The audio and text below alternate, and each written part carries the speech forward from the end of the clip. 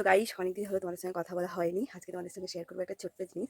দেখো, এটা দেখে তো সবাইয়ের নিশ্চয়ই জিভে জল আসছে। এটা বুঝতেই পারছো, টককুল। তো এই অবস্থাতে অনেক কিছু তো খাওয়ার ইচ্ছা হয়। তো টককুল খেতে খুব ইচ্ছা করছিল। হাজব্যান্ড কালকে কিনে এনে আমাকে দিয়ে গেছে। আজকে যেহেতু সোমবার, ও চলে গেছে। আর যখন যেটা খেতে ইচ্ছা করে বললেই ও মোটামুটি যেরকম পারুক না কেন ও আমাকে এনে খাওয়ায়। তো আমি বলেছিলাম অনেকদিন ধরে যে টককুল খেতে প্রচুর ইচ্ছা করছে। তো এইটাকে এখন ধুয়ে ফেলেছি।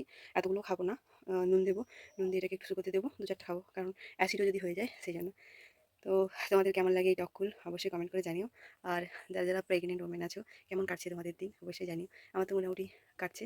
লং ব্লগ তোমাদের জন্য আসছে যে কী করছি না করছি। তো দেখতে থাকো, সবাই ভালো থেকো আর আমার জন্য প্রে করো। টাটা। তারপর দেখো এখানে ভালো করে আমি বিট লবণ দিয়ে মাখিয়ে খাবো, আর বেশি কিছু দেবো না। তারপর একটু রোদে দিয়ে দেবো। খেতে খুব সুন্দর হয়েছিল।